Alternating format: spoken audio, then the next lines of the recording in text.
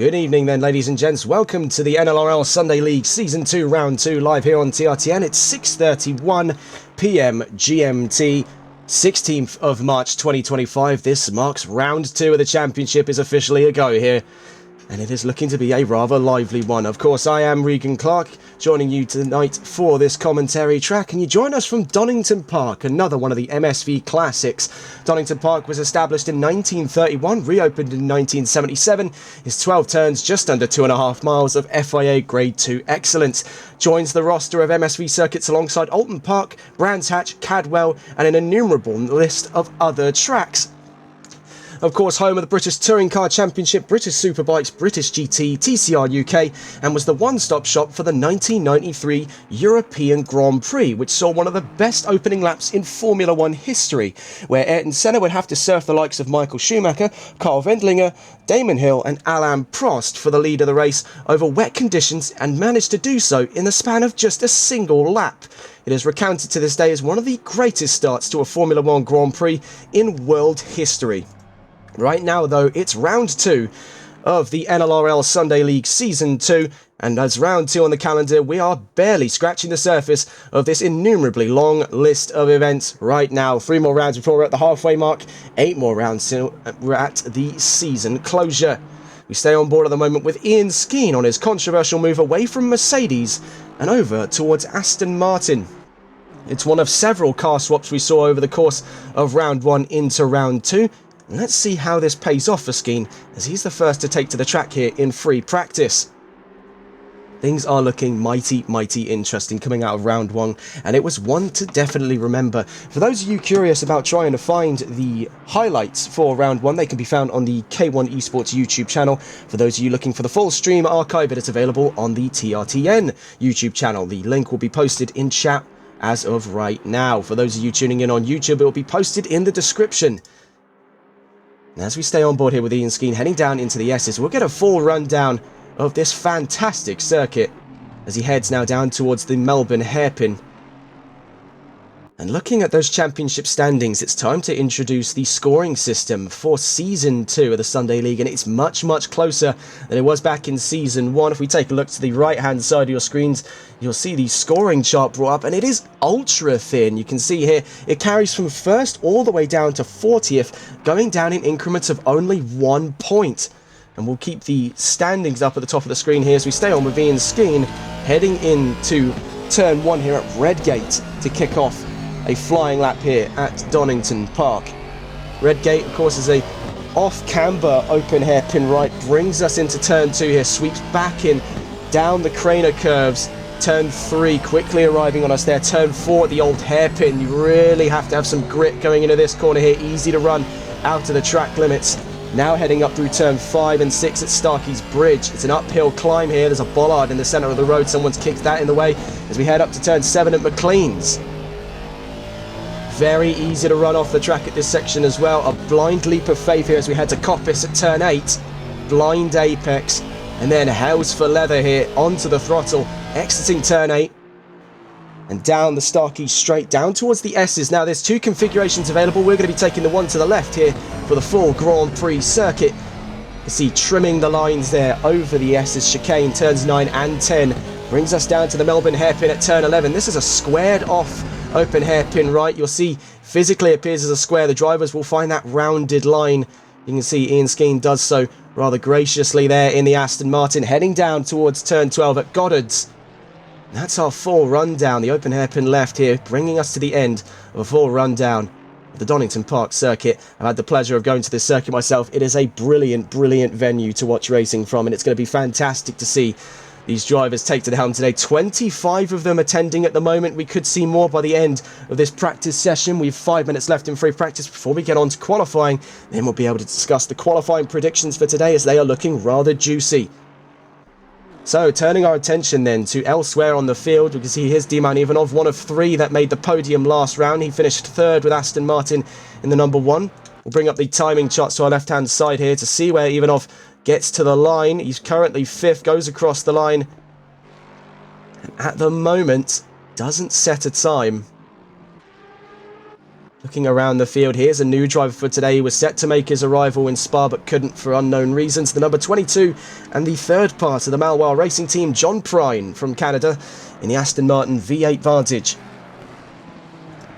This completes the trio set of Malwar Racing drivers. He'll be joining Christian Lebay in the V12 Vantage and Kevin Quain in the Mustang to make that threes company for the Malwar team heading into round 2 of the championship. Of course, 2 of those drivers shared in a spectacular battle for 8th position back in Spa.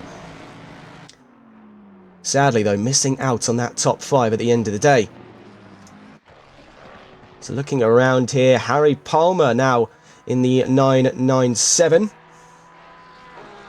Making a late arrival to this championship, of course, from Euro Titans. Palmer is an esteemed talent, running the Stealth Black 997. He's right behind Gohan Malomgre in the number 17 Porsche 911 as they head up just round McLean's and towards Coppice. Looking around the field as well, it was a controversial move away from Nissan, but one that rested firmly in the court of Ferrari for Hayden Proger in his choices of vehicle heading into round 2. Thoroughly dissatisfied with what the GTR could give him at Spa, he's made the leap over to Ferrari, now driving the 296, and that's only one of a few driver changes over the course of this. Now we get to see, this is Norbert Mbele making his debut in round 2, the number 93 with Ferrari as well. Tyler Vermack is also a recent change, moving away from Ferrari and over to Ford. So a very peculiar choice. Normally it's the case where it's the other way around. We see a lot of the front-engine drivers move over to mid-engine so they can capitalise on better manoeuvrability. Vermack needs control and stability at this time in the championship. After the troubles he had back in Spa, he's going strong with the blue oval. Looking around the field as well, here's Kevin Quain, who we saw last round in the thick of quite a few battles, had a very solid drive for an opening. Jason Bush currently topping the timing charts in the number 33.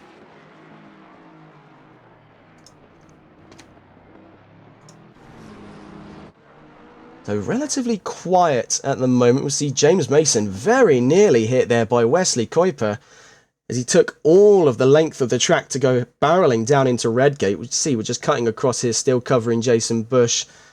And as we cut across here to James Mason, we're scrolling through the paddock to see right about there. Wow, that was next to nothing between the McLaren and the BMW. Mason now out on track. Wesley Kuiper is hunting down pole position for today. There are plenty of drivers looking to give him a rough time for it.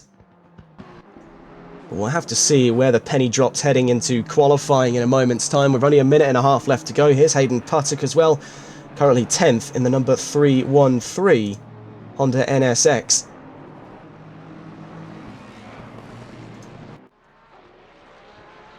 Another move as well, though currently residing in the pit lane, is Mike Wade, now moving over to McLaren. So very, very peculiar stuff going on in the paddocks at the moment. Plenty of changes in vehicle, and every driver does get one available over the course of this season before there are then penalties enforced. I believe last season it was a case where your points would either be voided or halved. The memory doesn't exactly sit well with me at this moment, but it's one of those incentives to keep drivers away from just gravitating to whatever car is best for the track.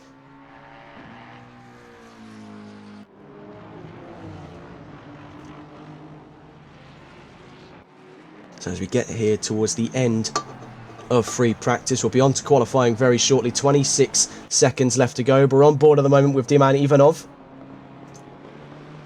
Heading down into Redgate. He's actually pulling to one side there, so that's the end of his last lap, and he managed to get the fourth fastest time, a 1:26.742 at the end of that lap. So we'll go on board with the next driver on to set a valid time here at the end of practice. It's Nkobi Lumbele.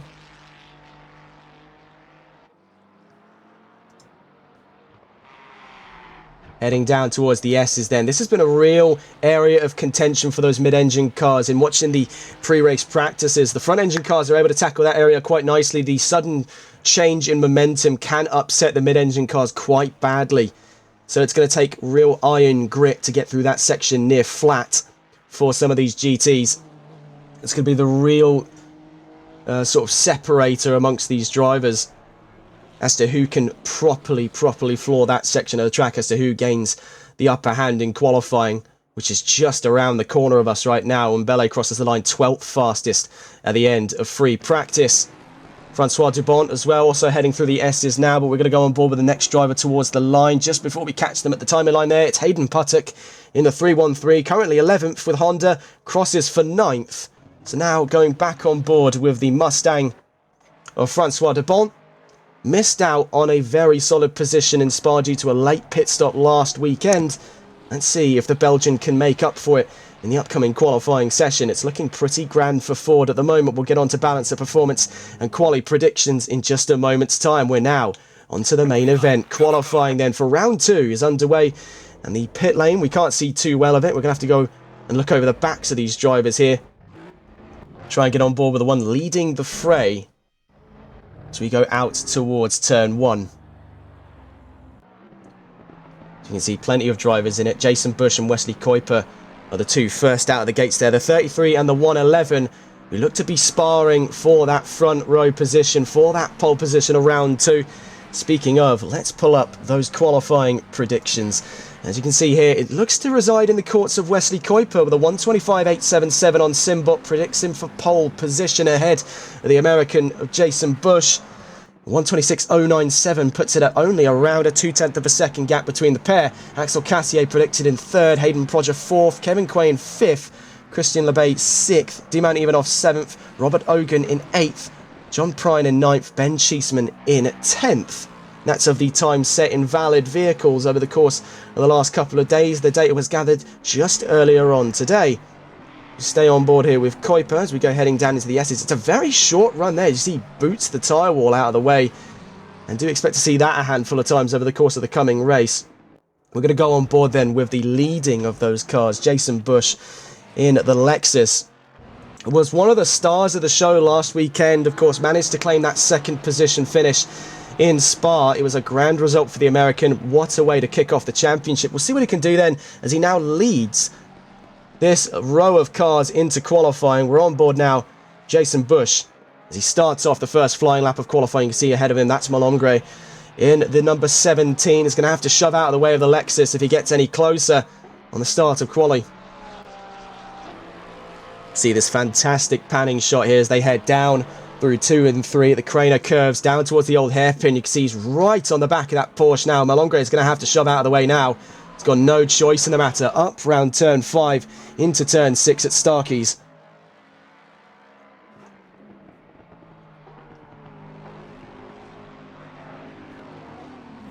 Oh, that's a big stab. A big stab of oversteer by Jason Bush. That's effectively his lap over. We're going to try and get on board then with Kuiper, as he's effectively next in line then to inherit the first time of this session. The number 33 really took quite a knock down at the old hairpin and up into Starkeys. That was real trouble. We're on board then with Wesley Kuiper with McLaren. As we go heading down into the Melbourne hairpin, turn 11.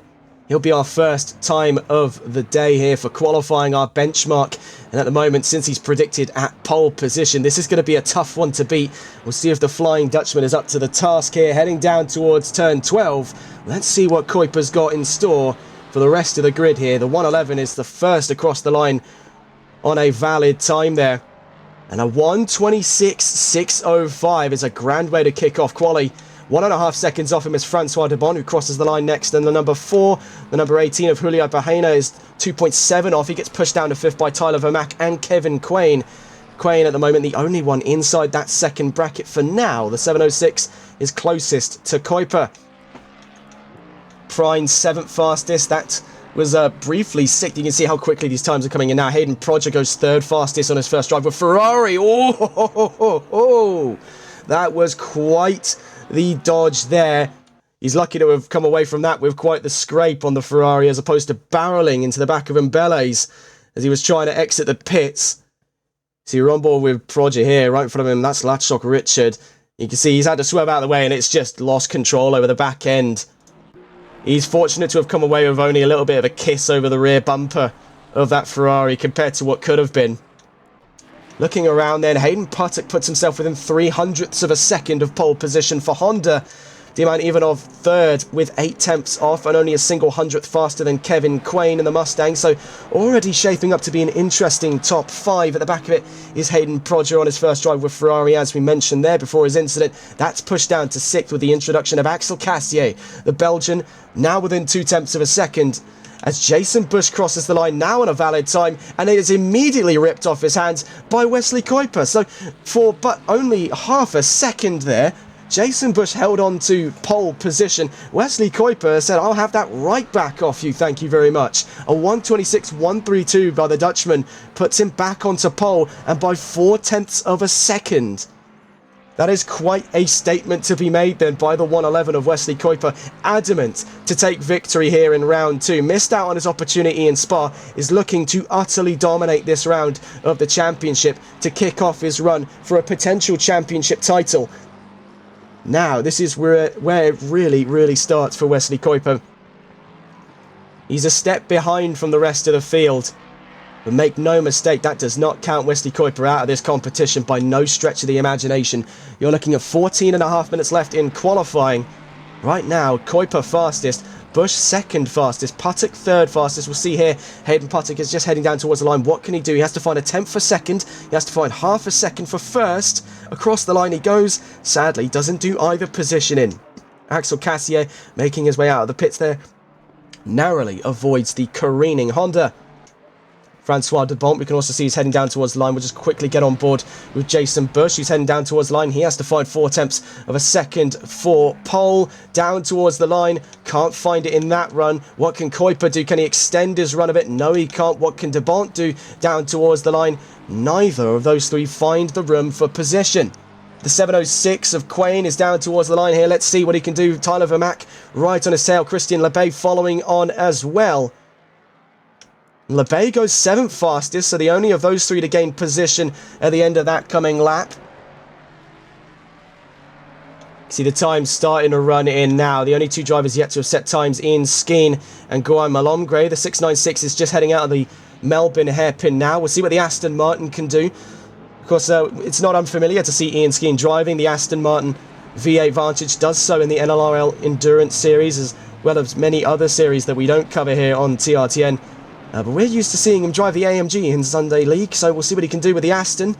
Currently 25th, crossing the line, still has yet to have set a time. So a very peculiar state of affairs for Ian Skeen, really struggling to get to grips both with Donington and the Aston Martin. Last time we saw Ian Skeen at Donington was in an AMG all the way back during the time of the GHR XEC. We see Hayden Puttock now gone second fastest by dead on a 10th of a second, so this is looking to be a razor thin top 5 at the moment. See Francois de Bont backing up that top 5 is just under 8 tenths of a second off from pole position. If we want to expand further out to just over a second, that's 7 cars in all, with Harry Palmer in 7th position, just 1.047 seconds behind Wesley Kuiper's time. Kuiper does extend that by only 200ths of a second, 207 thousandths if you want to be precise. With a 1:26.105, Wesley Kuiper has a real message to send here in round 2. Round 1 was just the training session. This is the real deal for him now. You can see he's firing on all cylinders in this qualifying session. He's been unstoppable since that first lap gone. There was that one glimmer of hope that that time could have been stolen off of him, and that pole position could have been up for grabs, but he has continually reinforced this idea that no one is going to be taking pole position without a fight off of this man here. 11.5 minutes left to go, so if the opening 9 minutes have been any exciting as ever, do expect the theatrics to keep going all the way to the end of this qualifying session. And this is for only round 2 of the championship, so you really got to start considering how tense are things going to get when the championship starts riding on the line further down at the line in this championship, when we get sort of past the halfway mark.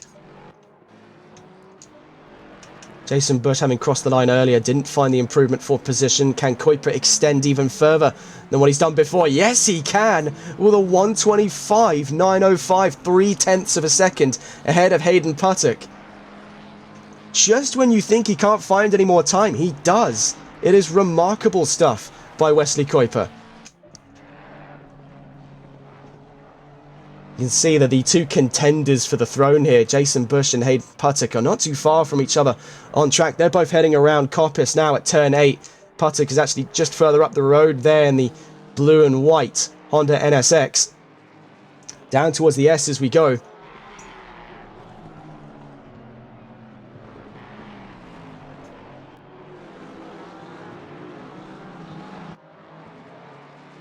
D-Man Ivanov just made his way into the top 5 there on that last lap.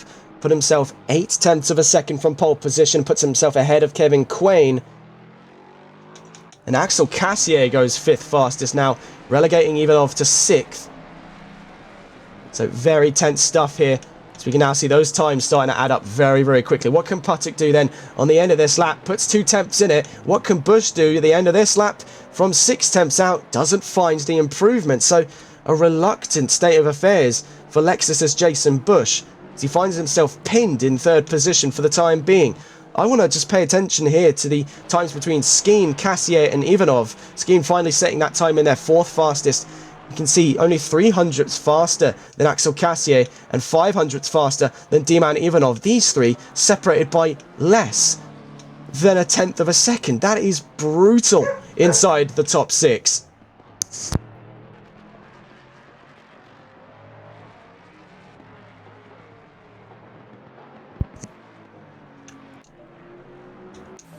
Go back on board here with Axel Cassier, just heading towards the end of their flying lap. Axel Cassier showed great promise in that opening round. A bit of a wide line out of Goddard's at turn 12. As he gets down towards the line, can't find the leg up on Skeen on this lap going. His main rivalry at the moment is just going to be trying to qualify ahead of Ian Skeen. I can see these two engaging what is going to be a fantastic battle on race start here for round 2.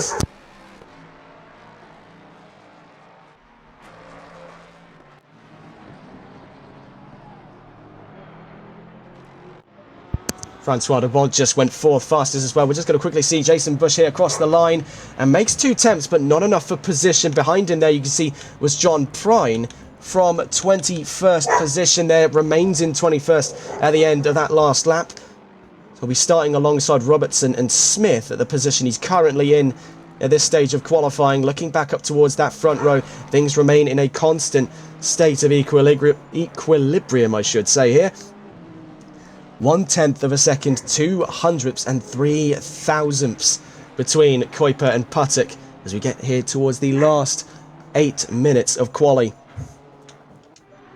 Jason Bush pulling into the pits, trying to sort of re-strategize the number 33 here. He needs to find something, and he needs to find something fast because the gap behind him is closing up quicker than he can close the gap in front. Francois Dubont is looking to hunt down a top 3 start here already in an ambitious 4th. The Belgian looking to make up for the lost time back in Spa. So heading down towards the Melbourne hairpin, what can he do in the last 2 corners of this track? These are your 2 major overtaking opportunities here in Donington. Down on these last 2 corners. That's not to say that there aren't overtaking opportunities elsewhere on track. Heading down into turn 12, you can see a lot of drivers choosing that wider line because it carries more momentum past the apex. And for Dubont, as he gets towards the line there, sadly wasn't an improvement behind him. You can see the BMW of, that was in fact James Robertson alongside Hayden Puttock. Puttock sadly didn't find the time on that last lap. Robertson still in 20th position, 3.2 seconds from pole. Looking to see who's next towards the line. It's the 413, so it's a driver we briefly covered there, James Mason with BMW. Down towards the line from 15th position. He's up to 13th then at the end of that last lap. Looking around the field here, where our next drivers are coming from. A lot of blue on that map, so we're going to go on board with the nearest grey, that being Ian Skeen. And what I mean by that, if you look at the mini-map, the light blue or cyan dots indicate drivers who are either on out laps or invalidated laps. The grey dots typically indicate drivers who are still on clean laps. So Ian Skeen, at the moment, according to that metric, is the next to set a valid time. We'll see if it's an improvement from 5th position. It's not a lot in it to be up against Francois Dubont. Only has to find about a tenth of a second there. Anything's possible with the Aston Martin down towards the line and jumps him and then some up into third ahead of Jason Bush. So a remarkable late burst of energy there. 5 minutes left to go in qualifying, and that is quite the statement by Aston Martin and by Ian Skeen, putting themselves up inside the top three. They'll be starting ahead of Bush, just right behind our leading pair, Hayden Puttock and Wesley Kuiper. Puttock just crossed the line then, sadly no improvement. Kuiper making his way around turn 12. Is it going to be an extension of the lead he has already carved out with precision over the course of the last, looking at it here, about 15 or so minutes of qualifying? Not this time around, so it seems. So in the background there as well was Julio Bajena in the number 18. Crossed the line for 23rd there, 3.4 seconds off of pole position. 113 next down towards the line at the moment. That being Kyle Jenkins, crossing the line 4.3 seconds at the moment, jumps up to 20th and 2.8 seconds now, halving that distance between himself and pole position. Finds himself just at the back of that top 20. The 222 is next towards the line. That's Hayden Prodger. Still getting to his bearings here with Ferrari after his move away from Nissan. Down towards the line he goes. Will it be a jump inside the top 10 for Prodger? Not this lap around, but he's very, very close. You can see the gap between himself and LeBay in 10th is a single hundredth of a second down to the exact thousandth. That is brilliant stuff. Donington has provided on excellent qualifying every time it's been ran, so let's see what it can do now as we get on to the final minutes of qualifying. Puttock next to the line, has to find a 10th, finds a 10th, but just not enough more. Only 100th and 5 thousandths of a second from pole. Kuiper on his trails here. Can he extend from a 125.905? Down across the line he goes, not this time around, so things still hanging in the balance here with that gap continuing to drop. What can Wesley Kuiper do as he's now appeared to be sort of back against the wall situation? He's found the top end of his performance and now everyone else is catching up. An anxious state of affairs for the 111. Make no mistake, he'll be starting up towards the front of the pack. But will it be in pole position with competition livening up behind him? We watch here Ian Skeen and Jason Bush stay in position as they cross the line here, warming up for another flying lap.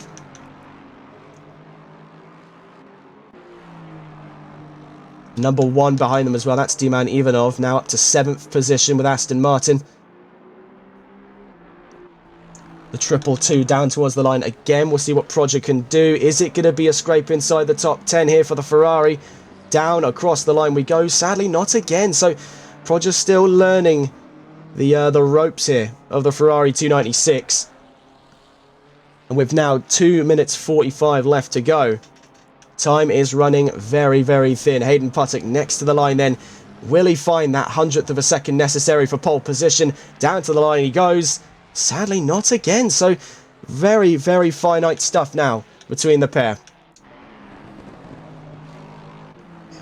We're back on here with Ian Skeen. Somewhere down the order from him is Jason Bush, just making his way down out of the S's as they head to the Melbourne hairpin.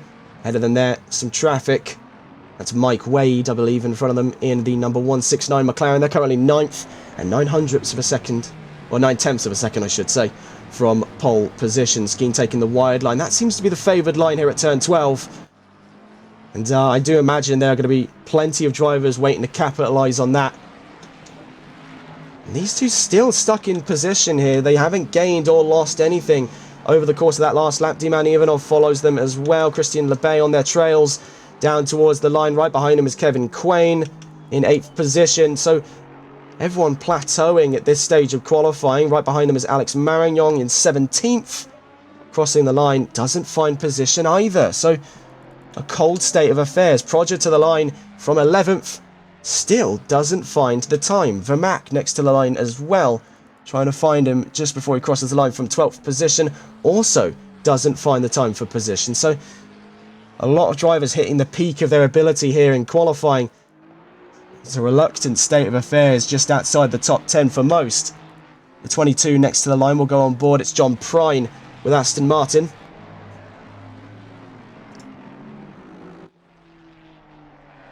from 18th position, 2.3 seconds off of pole, doesn't find a position on this lap.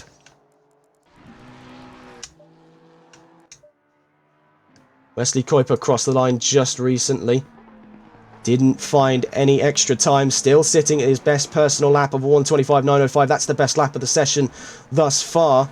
And only a single hundredth off of him is Hayden Puttock as he makes his way up round McLean's.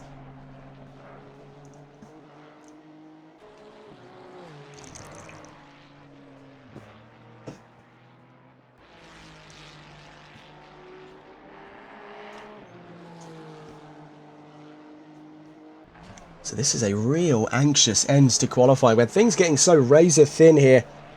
We draw upon the final seconds of quali, so this will be the last lap running for Hayden Puttock, and he throws the towel in. So this is further cementing Wesley Kuiper's run to pole position. There are very few who now stand in his way of his charge for pole. Ian Skeen could be the next one up as he heads up towards turn 7.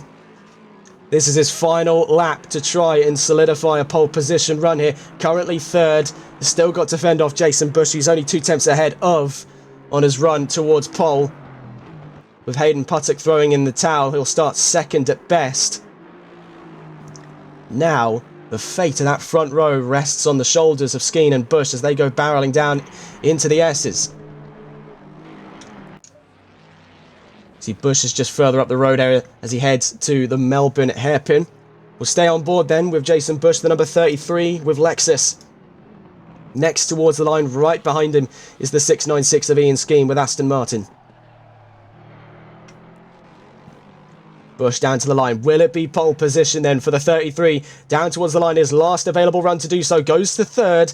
Can Skeen fight him back? No, he cannot. Jumps to the pits. So Jason Bush on a last lap heroic run puts himself on the third, and only a 10th and a 100th from pole position. So very, very close stuff at the end of qualifying. You're looking at just around 11 cars, if you give or take a 100th there, inside a second of one another. That is brilliant stuff here in Donington. I do thoroughly look forward to seeing how the race pans out. We'll get the full grid rundown for you in a moment's time. We'll be back in just a moment.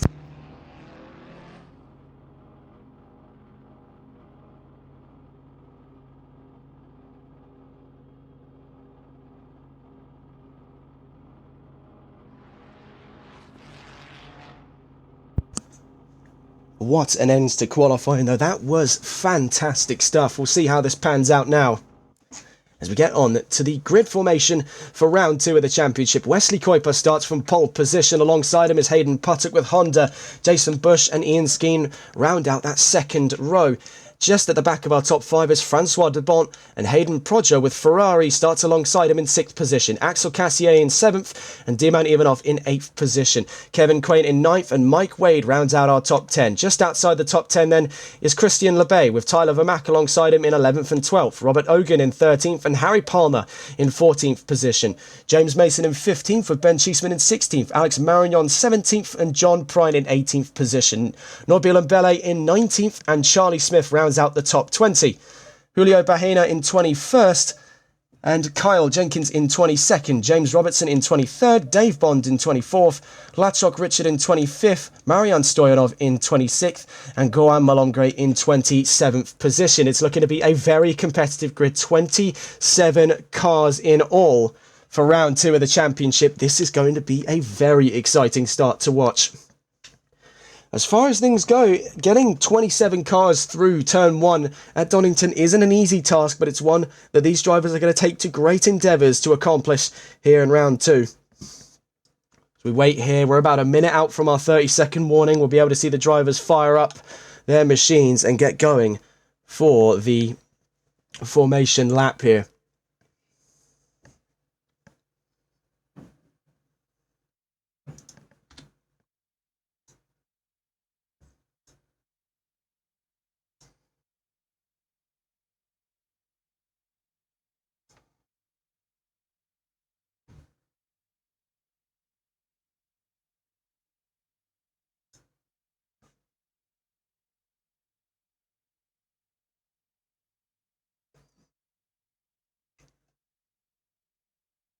This is going to be a very, very exciting start.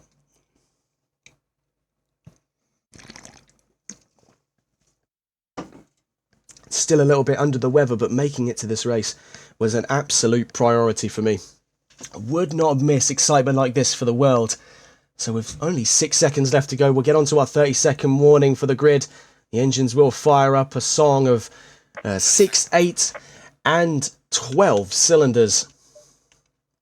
Here for round 2 of the championship. We're on board then with Wesley Kuiper, our pole sitter for round 2. He'll take us away in the 111 McLaren for the formation lap here at Donington Park.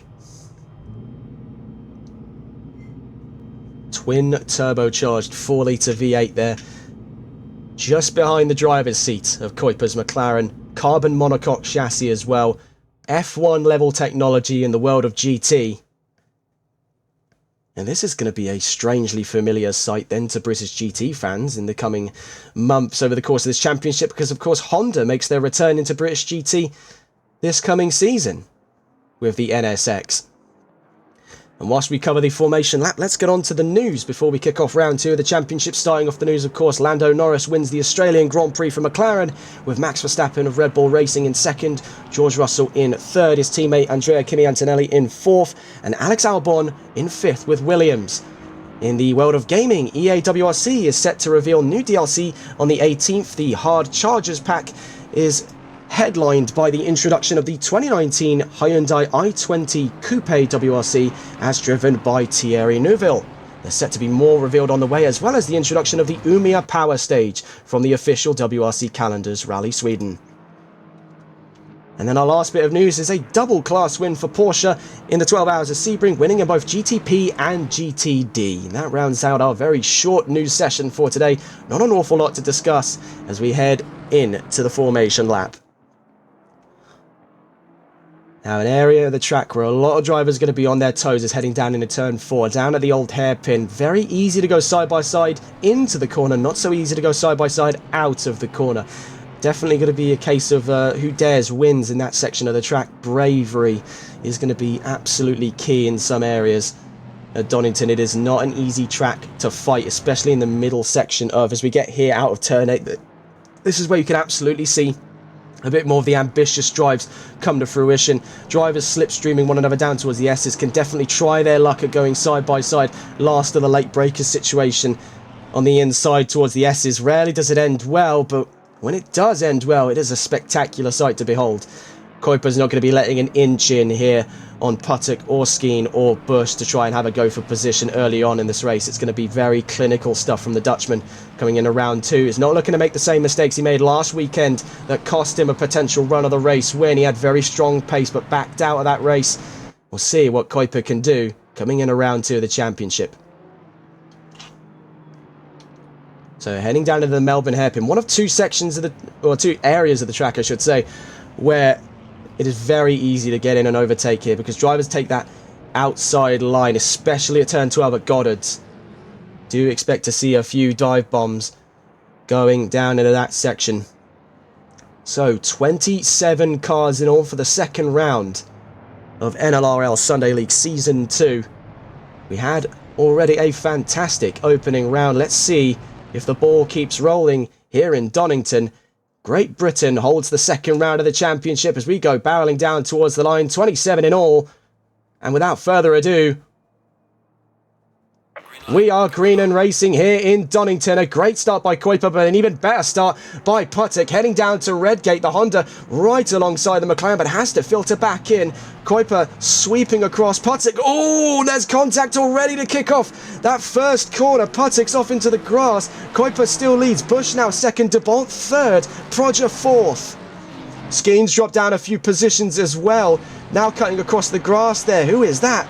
Dodging all the way across the grass. Trying to get a clear read on that.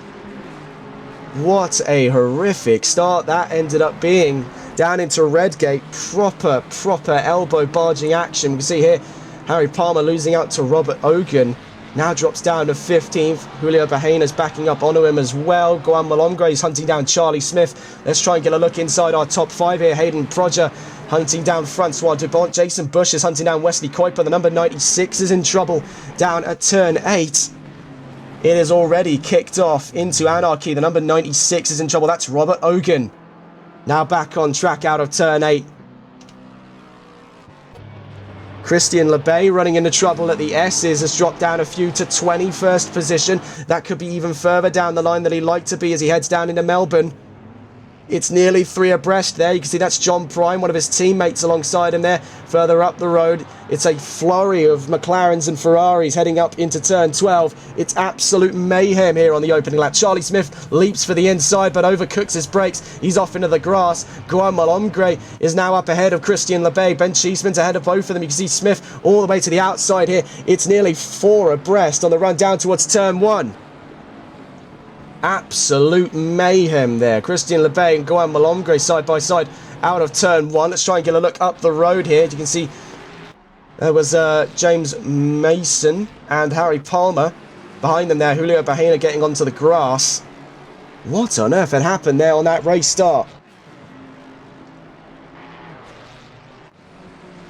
See off in the background as well. That's the 114 that's run into trouble. Being Ben Cheeseman in the McLaren. You can see him facing off on the grass there.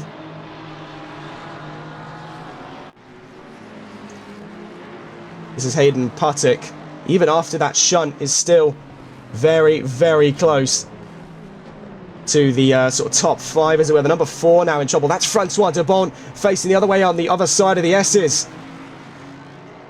So no matter which way we look, we just can't stop finding accidents happening. You can see here, absolute maelstrom. This is all for control of 3rd position. We're watching on board at the moment the 169 McLaren of Mike Wade. Looking onto the back of Axel Cassier, Hayden Prodger and Ian Skeen. It's 4 cars fighting for 3rd. The 119 is also in trouble down at the Melbourne hairpin, turn 11. Watching here with Wade. He's looking to try and get the inside at Redgate here on Axel Cassier's Mustang. See further up the road, Prodger and Skeen fighting for 3rd. Up front at the moment, Bush and Kuiper are just running away with this race lead. 56.5 minutes left to go.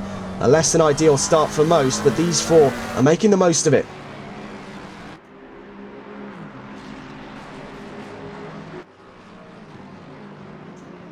Kevin Quain joins the fray as well from 7th. He's right on the back of Mike Wade.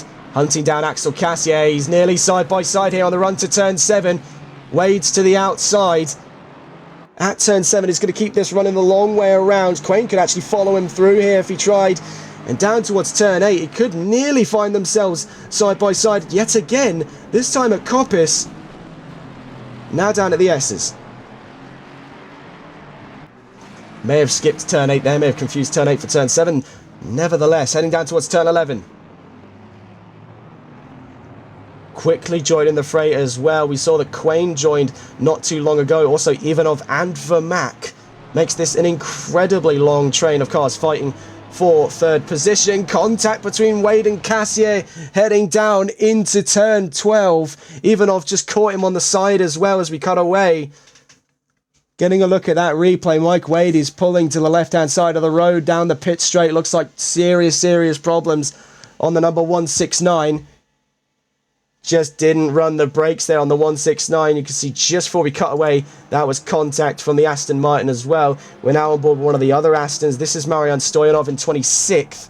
So they make their way around turn 12. They're a long way away from the nearest position up. John Prine in the Aston Martin is now properly in the midst of an absolute storm of steel behind him. With Dave Bond, Latchok Richard and James Robertson all in the fray. Charlie Smith looking to get positions up as he heads towards the old hairpin. See, barreling off the track again was the 413, if I'm not mistaken. The 114 also in trouble, so no matter which way we try to look, we're just missing these huge offs by plenty of drivers. This track is proven to be among the most difficult we've seen. No matter which way we look here. We're going to look at the battle then for 3rd. Hayden Prodger chasing Ian Skeen as we head down into Melbourne.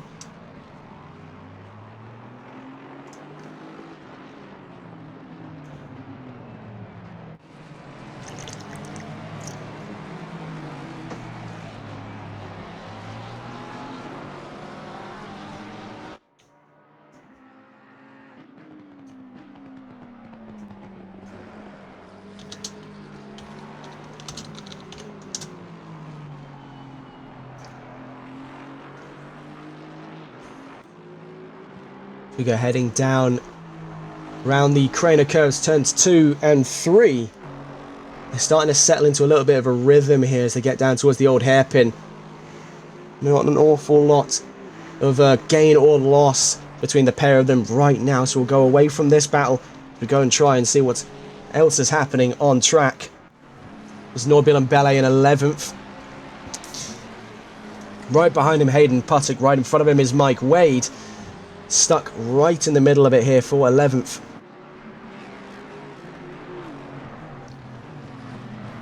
This is Tyler Vermack's perspective. We're now on board the number 5 Mustang here as he hunts down Kevin Quain in the 706.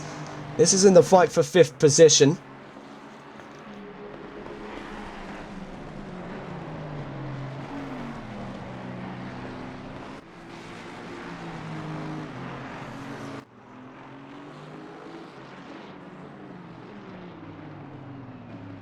D-Man Ivanov right behind him as well. Quain running wide out of turn 11. It's just going to keep inviting Vermack in to have a go for position here. Heading down into turn 12. Quain's going to keep it very snug to the inside on turn 12. He's not allowing a single inch there on Tyler Vermack. Whilst we've got the time here, as we go heading down into Redgate, I'd like to remind you of our sponsors for this evening, and the sponsors of this championship: Malwar Transport Incorporated, oversized cargo and trucking logistics specialists of Quebec. If you or someone you know are located in Canada and looking for a professional, efficient brokerage, transportation brokerage service for your business, visit their website on www.malwar-transport.ca. That's www.malois-transport.ca. And still on our fight here for 5th position, Tyler Vermack in the number 5, chasing Kevin Quain in the number 706. D-Man Ivanov right behind them in the number 1. That's the Aston Martin backing up the rear of this 3-car battle. Further up the road, things still in equilibrium between Ian Skeen and Hayden Prodger in the fight for 3rd. The Aston Martin versus the Ferrari, finding an even match here at this leg of the race. Nearly 10 minutes in, and there was a dramatic start there. One that Hayden Puttock is rather sore about, and rightfully so, and looking to make up for over the next 50 minutes of racing. We'll see how that unfolds. We'll go away from this battle for now as it seems to have stabilised.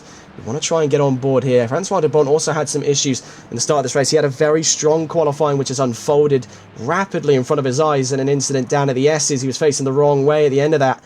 Is now down in 13th position between Mbele and Mason.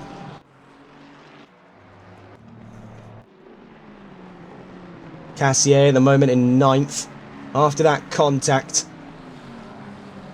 with Mike Wade in the 169. So the reason why Mike Wade had slowed down the pits was actually to let Cassier get by. So good sportsmanship by Wade, owning up to his mistakes there.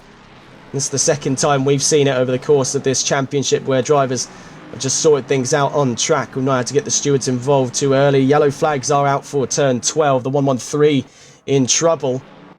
Try and catch on board there. That's Kyle Jenkins in the McLaren. Now back onto the track. Leading this race then, Wesley Kuiper. Last lap was a 126.787. That's 0.02 of a second off of his fastest, which was a 126.767, I should say.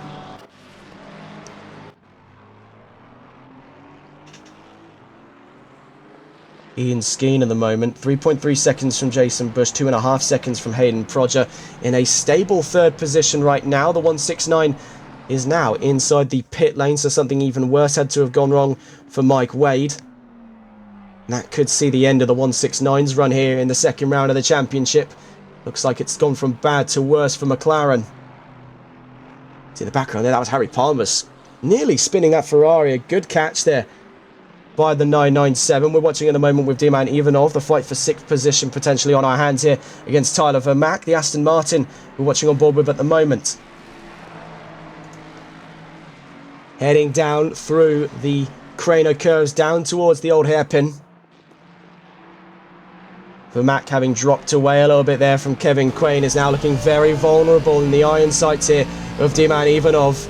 was on the podium in that last race. It's definitely got the makings of a podium again here in Donington. He's got real grit in the drive of the Aston Martin, and I think he's just waiting for that opportunity there. A snap of oversteer caught Vermack out on his drive with Ford after moving away from Ferrari, and that's proven to be a step in the wrong direction. It's allowed Ivanov, who's more than accustomed to the front engine cars now, an easy leeway up into 6th.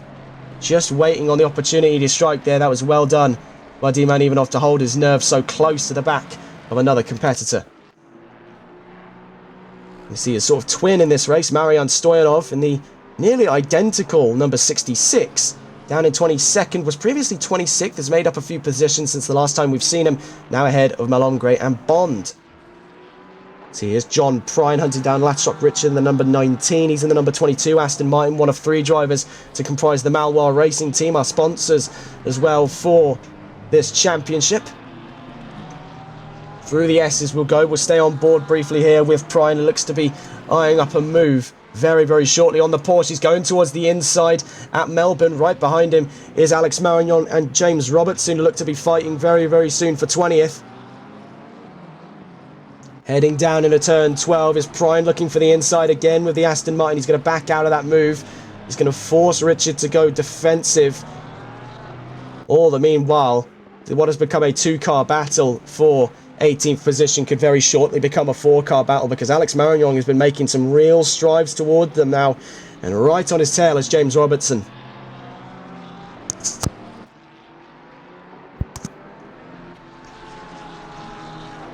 Back down the crane of curves again. We'll see what Prine's capable of here. We're heading into the old hairpin yet again.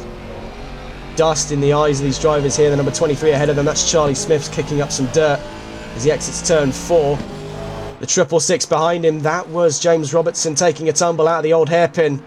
Another driver claimed by that section of the track. It's going to allow an easy route now for Alex Marignon to enter this fight for 18th position. John Prine at the moment in the best seat of the house, eyeing up a move on Latchrock Richard's Porsche.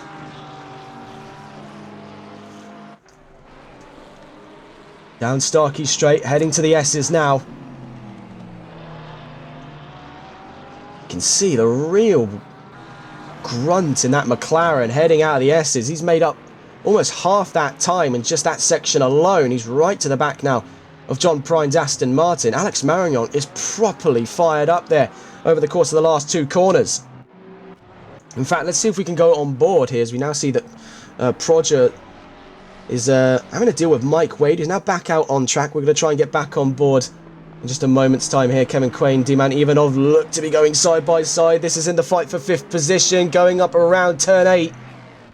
And that is very well done there by D-Man Ivanov. He's made 2 positions in the span of 2 laps. Very well crafted by the Aston Martin. But can he hold it off? Kevin Quain's got straight line speed here in the Mustang. So heading down towards the S's at the end of Starkey Straight. Biting his nerves there. Ivanov has to jump over the chicane. He's kicked a lot of gravel up there. That's going to slow the Aston down quite a bit, with 2 Mustangs barreling down on him here at turn 11. And the Melbourne hairpin. D-Man Ivanov is vulnerable, whether he chose to be or not, heading into turn 12. We do want to try and go immediately back on with the fight there with Alex Marignon, because he looked to be on proper solid form before we last saw him. So let's go back on board with that. Axel Cassier now has damage on the nose of his Mustang, dropping from 9th to 12th. Robert Ogan in 14th, has Christian Lebay for company in the background there. That was Julio Bahena in the number 18. The orange Mustang kicking up one of the sponsor boards on the exit of the S's. We will get on board with this battle very shortly, but we want to see what the update is on the battle with Marignon. He's at the back of this 3-car battle, right on the back now still of Prine and Richard. So we're on board then. Alex Marignon in 20th position.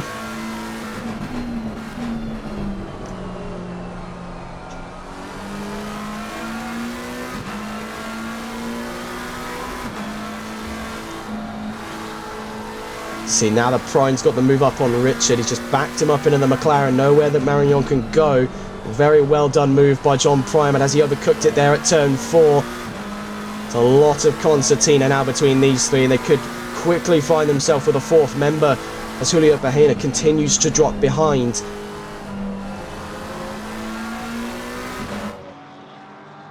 This is very exciting stuff here towards the back of the top 20. We want to see what's going on inside the top 10 as well. We did have a few battles there towards the start of this race.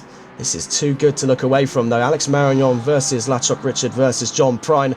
On the way down Starkey Straight, can Marignon find the way to the inside here? The S's, he's going to try for it side by side with Latchok Richard. I never thought I'd see the day that they go side by side down into the S's. Here I am stunned by that move. Sadly didn't go all the way in the favour of Alex Marignon at the S's. Is he going to try for it again at Melbourne? Yes, he is. A little bit of wheel rubbing there, but he makes his way up into 19th. What a move by these two. What a move. Brilliant, brilliant stuff. So down into turn 12, Marignon's going to keep the ball rolling. Latchok Richard's right behind him, just scrubbing the apex on the end of turn 12. John Prine now eyeing up Julio Bahena. We'll be getting on board with that soon.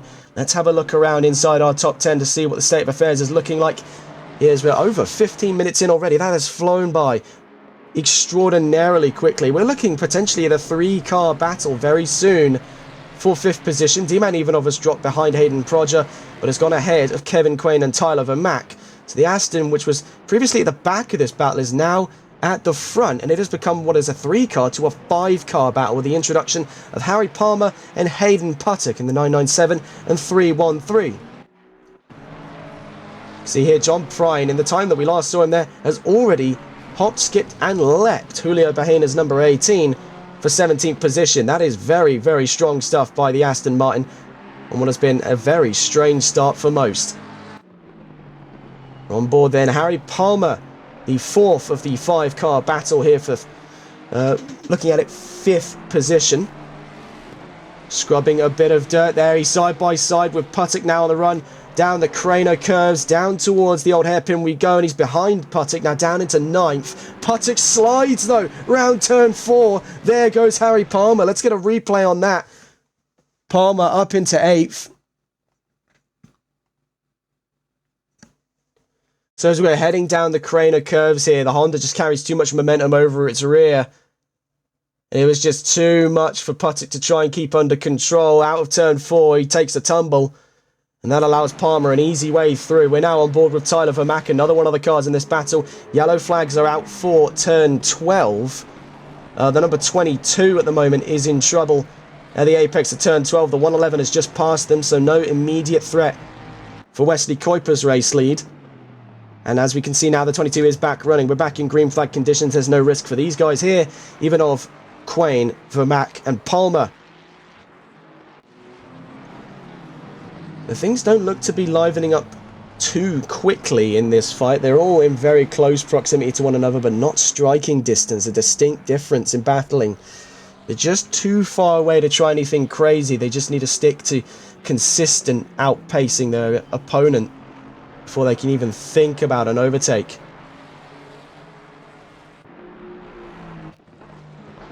Looking here, Julio Bahena and Latchok Richard around the S's at the moment. Dave Bond isn't too far away at all. We'll be trying for position very soon, but we're staying on board with Bahena as we go heading down towards turn 11. What can the number 18 do on the number 19? Across turn 11 we go. Is there going to be the opportunity for a switchback by Porsche? No, there isn't. So very well done. Good defense there of position by Julio Bahena. Down into turn 12 we go. Latchok Richard still on his tail. Now on the inside at turn 12. Doesn't get it in. Sadly, will have to remain down a position there. They've gone up into 17th and 18th as opposed to 18th and 19th now, to the chagrin of two drivers, Hayden Puttock and Kyle Jenkins.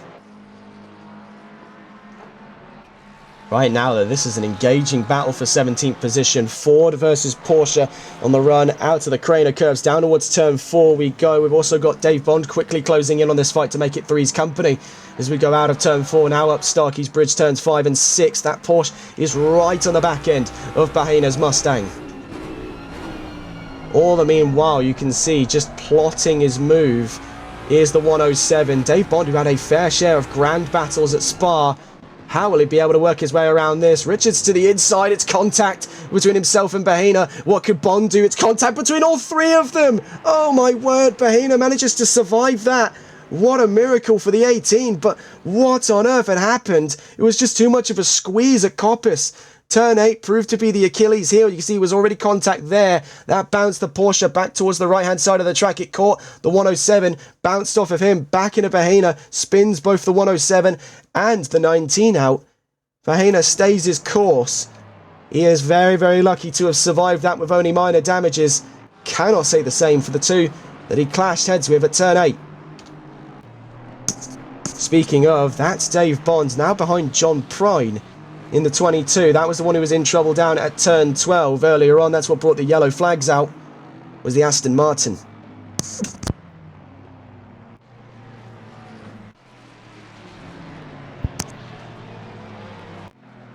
See, here's the car in second place, Jason Bush in the number 33, looking for another podium. Was excited to see the state of affairs after turn 1. Couldn't capitalise, however, on his chase towards Wesley Kuiper. The Dutchman looking to take a dominant race lead here towards the halfway mark with 37 minutes left to go, just under 38 actually. And let's get a look at our standing order. So Wesley Kuiper leads this race just over, or just under I should say, halfway in. Jason Bush in second, Ian Skeen third, Hayden Prodger in fourth, Dieman Ivanov in fifth. Tyler Vermack in 6th, Harry Palmer in 7th, Kevin Quain in 8th position, Francois Debont down to 9th, Norbulon Bellet in 10th position, Axel Castier down to 11th, James Mason in 12th, Christian Lebay in 13th, right behind him is Robert Ogan in 14th position, Charlie Smith in 15th, right alongside Alex Marignon. Very good overtake by Smith there to get him up a position on Marignon. He's down to 16th, Marignon, and Smith up to 15th. Where will things land after turn 12? Marignon back up to 15th. Smith down to 16th. Smith into the pits. Bahena 17th. Stoyanov 18th. Robertson 19th. Richard in 20th. Prine 21st. Bond 22nd. Cheeseman 23rd. Wade 24th. Puttock 25th. And Jenkins 26th. So we're down one driver just under the halfway mark of this race. Sadly, we missed out on this battle here. Battle of the old machinery, the Lexus RCF clashing with the Aston Martin V12 Vantage. And we did say we wanted to get a look at the balance of performance. Better late than never. Getting a look into this round, it's not hard to see where Aston Martin's finding their performance from. Less than, well, they're down 40 kilos coming into this round. That's the heaviest reduction of any car in this selection of vehicles for this championship. The Lexus that we're seeing on screen at the moment being driven by Robert Ogan has lost 23 kilos. Ferrari's lost 10 on its 296. McLaren's lost 8 on the 720S. Honda losing 7. Porsche losing 4. Mercedes 3. BMW losing 2. Aston Martin's V8 Vantage gaining 14 kilos and Ford gaining 20 kilos on their Mustang. Definitely puts some of the newer cars at the back foot of balance coming into this round of the championship.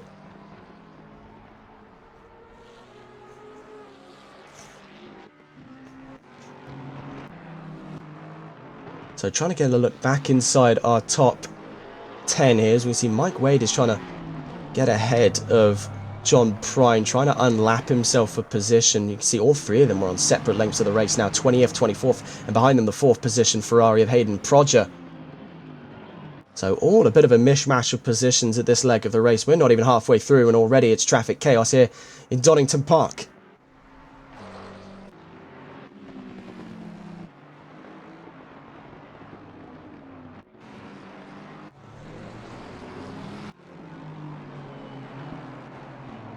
A bizarre ensemble to say the least. John Prine inadvertently blocking Hayden Prodger. He will not be happy about that one at all. Heading down into turn 1. Has already had to deal with traffic before and was frustrated to say the least. And then on his last weekend drive with Nissan, it was that plus confounded issues with the GTR platform that took him out of a potentially grand result. Now with Ferrari, he just wants out of these two currently in his way. He's going to knock Prine there, whether he meant to or not is another story entirely, but there is a mounting frustration in the drive of the 222 as he's trying to escape the grasp of Dieman Ivanov in the number 1 Aston, who's just appearing behind John Prine here. We're going on board then, the battle of 6th. Harry Palmer versus Tyler Vermack, the number 997 versus the number 5. We'll go on the perspective of the defending of these two. Vermaak, who's still getting to grips with his new drive with Ford, moving away from Ferrari. Two fundamentally different cars. We get to see how both of them operate on paper here. Couldn't have been a better selection if we tried. So down the Starkey straight, it's old versus new. Vermaak's new drive versus the car that he left behind, now driven by his teammate at Euro Titans, Harry Palmer. Out of the S's, you can see the stability in play on the Mustang, how it's able to just tackle curbs, and through areas like the S's, it's just able to properly just run almost a straight line, really, over that chicane. Ferrari's got poke, but over the curbs, it can be a touch wobbly. That's been one of its major Achilles heels. Same story for the McLaren and for the Lamborghini. That trifecta of mid-engine cars in modern-day ACC have all struggled with that same issue. It's what draws players towards these front-engine cars like the Mustang, like the BMW, and like the Aston Martin. So heading down into Redgate, let's see what Palmer can do on Vermaak.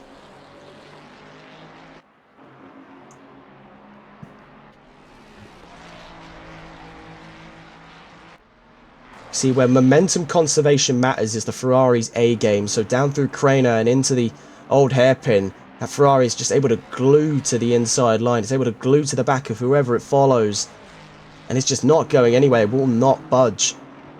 The Mustang is having to throw absolute hell for leather into every corner. The Ferrari can just glide through, riding on the slipstream. It's a thoroughbred endurance racing machine. It knows through and through what it's doing there. The Ferrari designers approached this with clinical precision when they were making the 296, and you can see it manifesting here, and just how competent of a pack fighting car it is. And in the hands of Palmer, it is being used with razor precise efficiency. So down through the S's we go. Palmer closer than he was on the last lap. Can he be staging a move here for the inside at turn 11? There's absolutely possible. He's going to run it the long way around. Vermaak's covering him off on the inside. Could it be a late apex switchback by Palmer? He's definitely trying for it. It's nearly side by side on the exit of turn 11. Has to slot back in behind the Mustang. Is he going to try second time's the charm?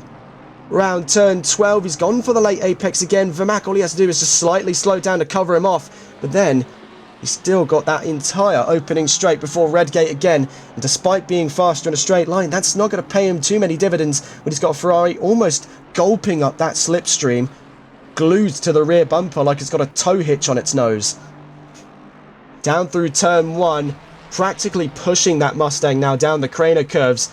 How much pressure can Vermaak take here, defending for 6th position? Palmer right on his tail here in the 997.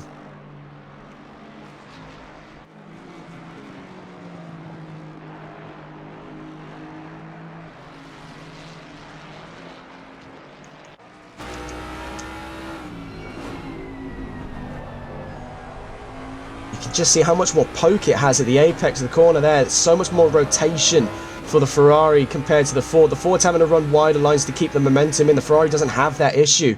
Heading down to the S's, you'll see what I mean here. Ford can plow over curbs. The Ferrari's kind of having to tap dance around the first one and then get over the second. Can't do both. You can't have your cake and eat it too with the Ferrari. With the Ford, well, just go for it. Down at turn 11 then. Same story as last time. Palmer is just slowly chipping away at the defence that Vermaak has for 6th position. They're slowly running into traffic there. John Prine ahead of them in the 22 Aston Martin. Could pose a potential threat here. It's an extra space on track that these two really don't need anyone taking up. So heading down the opening straight, Prine's just going to slow down to let them on by. That's good showing there by the 22. Down into Redgate we go for yet another lap. This has been a fantastic battle for 6th so far. As we just head towards the halfway mark, that has gone by remarkably fast.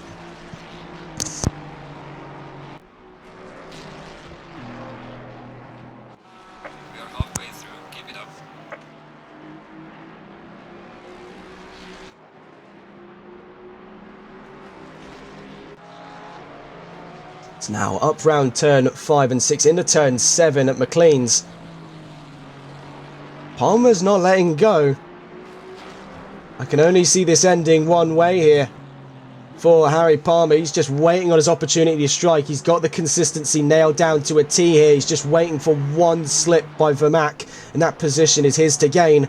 Heading into the S's yet again, 3rd time on the trot with these two. It's Palmer that makes the mistake, diving through the chicane. Didn't even think about the brakes there.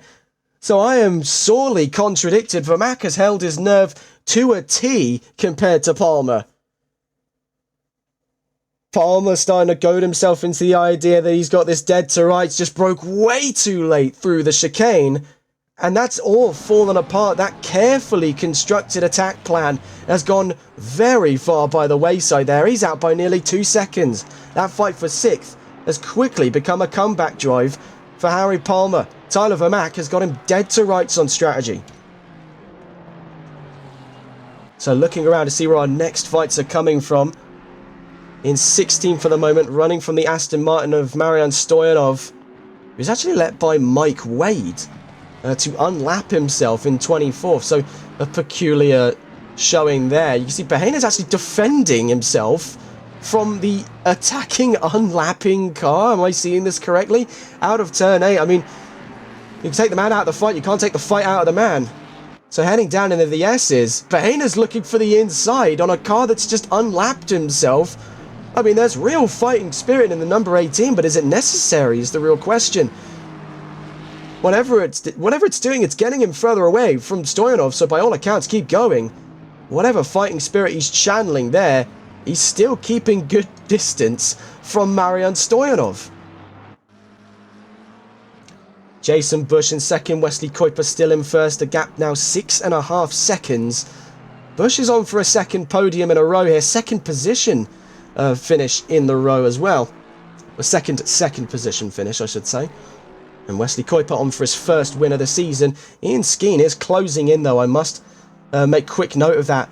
2 seconds, and has just dropped under that. The Aston Martin quickly closing into frame for a fight for second. We'll keep a very close eye on this one. We saw a grand comeback drive by Ian Skeen last race. Let's see what he can do as he starts to drop into the frame here for the fight of second position. We'll get another look around. James Mason picks up a drive-through penalty, but we're looking on here with Robert Ogun as he looks towards Christian Lebay and Norbil Mbele in the fight for 12th position, heading around turn 12.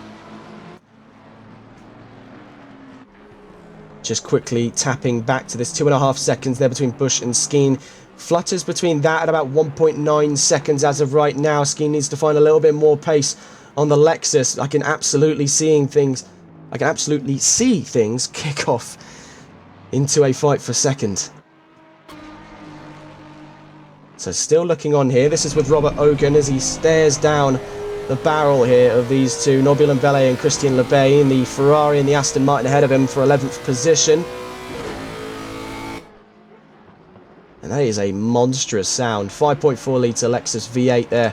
And the number 96 ahead of him is a 6 litre V12, if I'm not mistaken, in the Aston Martin V12 Vantage.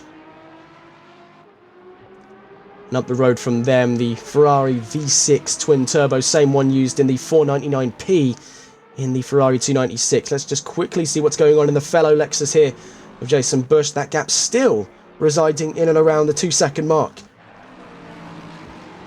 So now we're on board with the middle car of that 3-car battle from before as he now eyes up Norbil Mbele in the number 93. It's Christian Lebay, last season's champion. Finished 8th in the last race, is still hunting down consistent top 10 finishes. Went an entire season without a race win, but still managed to clinch the championship title on good consistency alone. Let's see what Lebay can do then out of turn 12. Mbele jumps for the pits. It's just the battle of 2 now for 11th between himself and Robert Ogun. In that last lap as well, he was nearly a 10th faster in the V12 Vantage. It may be outdated machinery, but obsolete, maybe not so.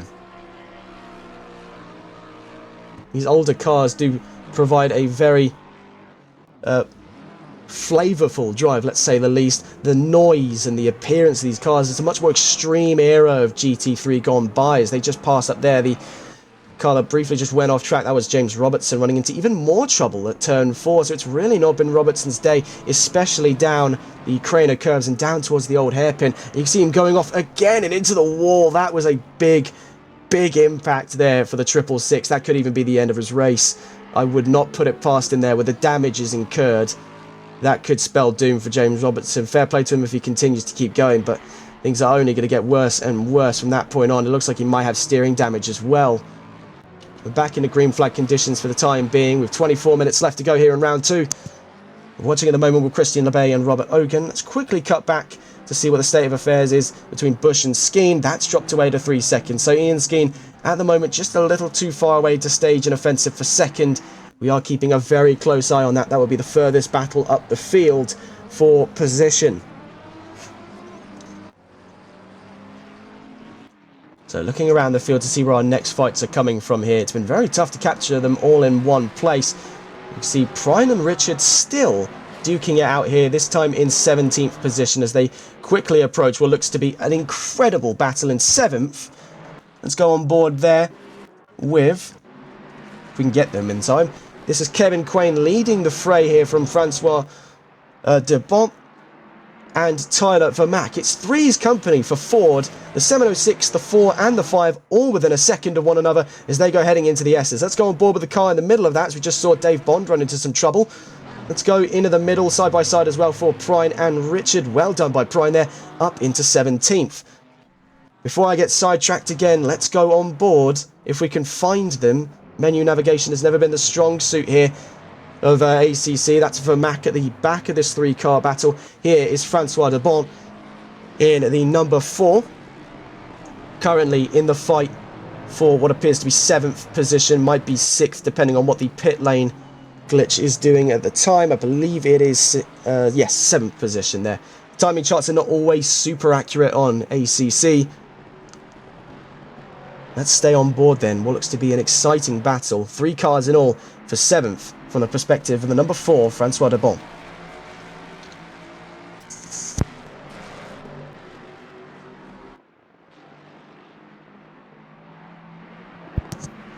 See, kicking up dust there out of turn 4 now as we head up Starkey's Bridge. Kevin Quain is vulnerable from de Bont and Vermack right behind him there. It's all 3 Mustang action here and very nearly spinning out as Francois de Bont. He's going to have to take a trip into the gravel there. Very well done to not have spun the car out. John Prine looks to be unlapping himself from de Bont. So now we're going to have to get on board with Tyler Vermack, who's leapt the pair of them. Quain's now down at 8th. Vermack up to 7th. So very well done by Tyler Vermack to get up 2 positions there to make his way around the S's. He's up to 7th position on his way down to Melbourne. Looking here as well, Axel Cassier and Christian Lebay. Let's go on board with this. Lebay attacking for 10th position down Starkey Straight. What can he do on the Mustang here? Axel Cassier's got damage on the nose of the number 63. Around the S as we go. Robert Ogan isn't too far away, mind you, so we could have a 3-car battle here for 10th position on our hands. The 119 with 21 minutes left to go. Could he bag a top 10 finish? We're on board with Lebay on his run out of turn 11. Cassier's having to take it a lot easier than he was on race start there. That damage over the nose of the Mustang is really not paying him any dividends on his run out of turn 12. It's creating some of that drag and it's making the car a touch unstable. He's not able to get 100% of the performance out of it anymore. And he's reluctant to come into the pits with 20 minutes left to go, knowing that he's not got enough time after that pit stop to make the time back up. We're on board with Lebay. He just surfs him on by round turn 2, makes it turn 3 at the Crane of Curves. He's up into 10th. Very well done by Christian Lebay. Axel Cassier still right behind there. Looks to be getting overtaken by Robert Ogan in a moment's time as they head up Starkey's Bridge. We're trying to watch on board from the back end of the Aston Martin, but its huge rear wing is barely giving us anything to look at.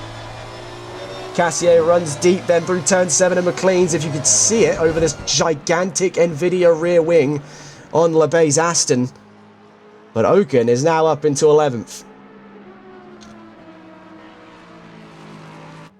Very well crafted move by Christian Lebay. It's really showcasing the performance today of that V12 Vantage. It's really spry in the corners. You can see how it just absolutely floors turns 9 and 10. A drive-through penalty then for Axel Cassier, so things have gone from bad to worse there. He's lost 2 positions and now a spit in the face from the stewards as he's got a drive-through to serve before the end of this race. Stop go 30 for James Robertson, but he's persevering nonetheless, still 23rd in this race of 24 cars. Started off as 27, so a handful of DNFs on our hands just like last week. Wesley Kuiper still leading this race by around 6 seconds, has just passed James Mason, or lapped James Mason from 13th position. Mason will be gaining an extra position though as he crosses the start-finish line as Axel Cassier is in to serve his drive-through. Could it be the same story as well for Alex Marignon? We also see Ian Skeen picked up a drive-through in and amongst the fray. That could spell an end to his run of third place.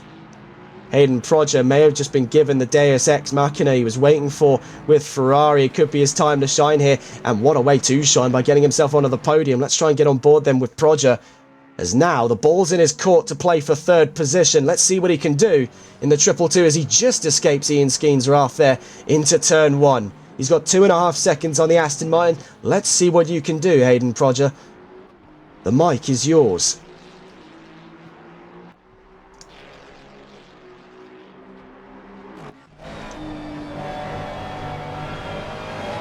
It's been a fascinating story to cover when Hayden Proger made his move into GT racing. Of course, we've known him for the longest time as NWR Skyler in the world of TRR's Grand Prix racing scene, where he started off with, I think it was Alpha Tauri, if I'm not mistaken, was a rising star in Tier 1, and was also an absolutely dominant force in the world of TRR's rallying series, and then over into the AXRC, and then moving over into GHR. So it was a remarkable story to see his move into GT and to have followed so closely and attentively with his progression as a driver from the baby steps of him joining in the end of the Sunday League, making his first endeavours in at Indianapolis of all places. That absolute carnage of a race start, definitely the baptism of fire he wasn't looking for.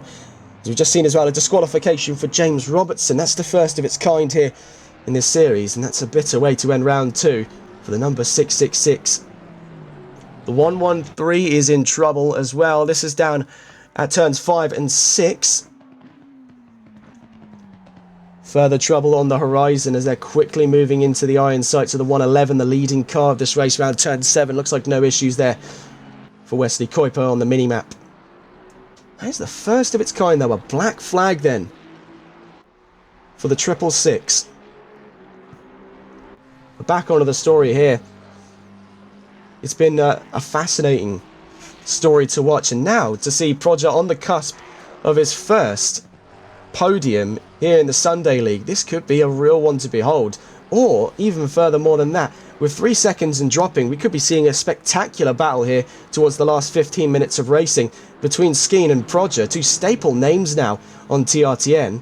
Here in the Sunday League for position in fantastic machines like the 296 and the Vantage, which are growing to be among the 2 fan favourites here on TRTN for choice of GT3. Looking around the field at the moment, and Mbele and Richard close to one another for 18th position. Porsche and Ferrari could be duking it out here. Mobile and Mbele currently defending, Latchot Richard attacking in the 19. See Tyler Vermaak now catching back up to Francois Debon. There could be another battle for the forwards here as they head into the S's. This is for 7th position, half a second out for one another. Let's stay on board with Tyler Vermaak as he hunts down Francois Debon to number 4.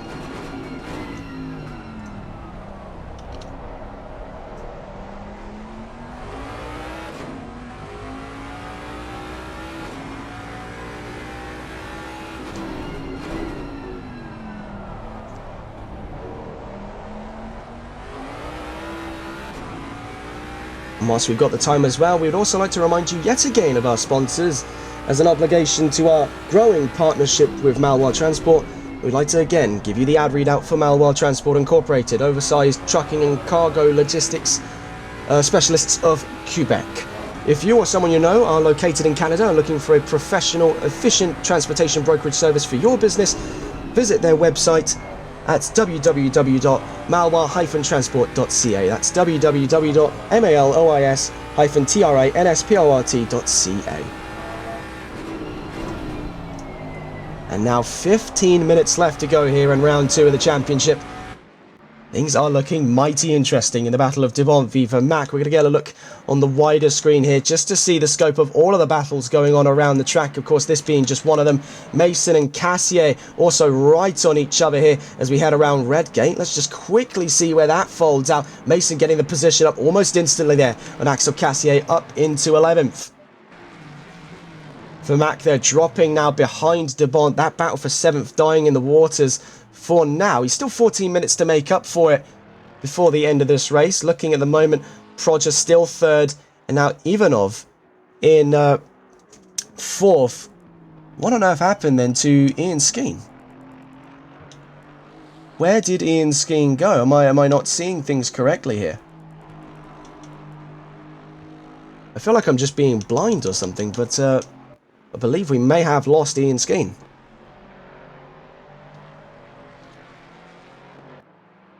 That is a very, very bizarre thing. The driver just disappears. Could have been a disconnect there for Ian Skeen. We were paying close attention to the state of affairs going on across the track here, this being one of them, as Axel Cassier may have the opportunity to get back here James Mason after he took a very, very big drag of the grass on the end of turn 10 on his run into turn 11. Also see as well, Mbele v Bahena could become a possibility very soon as Mbele eyes up Marian Stoyanov's position of 14th. Bahena, on what has been an up and down drive, could just find his way into the top 15 by the end of this race.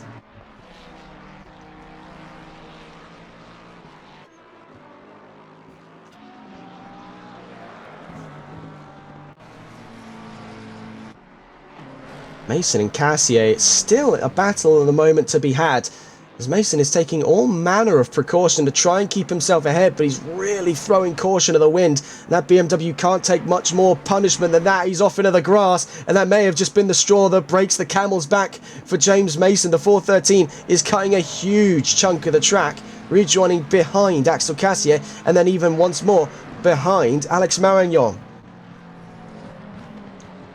That's a little bit cheeky there, but I think Mason's reasoning was if he tried to rejoin the track sooner, he would have gone into the side of Cassier and Maragnon.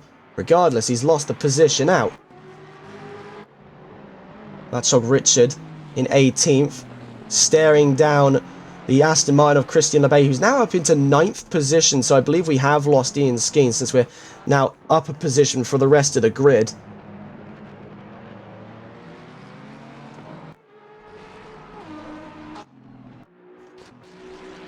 Cheeseman then off into the gravel as well. It's been a very sort of up and down ending to this race. Ben Cheeseman almost taking out Christian Lebay as he careened across the track there. 114 having a myriad of troubles over the course of this round in Donington. Cheeseman looks to have just bailed on the end of that incident. Diman Ivanov in 5th has got sizable damage on the nose of his Aston Martin. It could be a free position for the Mustangs of De Bont, Vermaak and Quain in 6th through 8th. What is Ivanov's plan here? 11 minutes left to go. Can he suffer that damage any longer?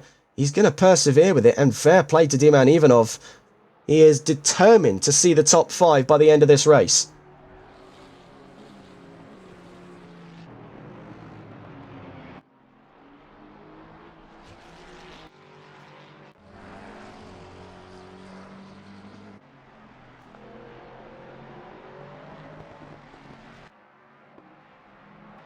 Right now, though, battles, as far as things go, reside outside of the top 10. It's Cassier v Maragnon and Mason. James Mason has done remarkably well to catch back up to the rest of this. Fighting here just outside the top 10.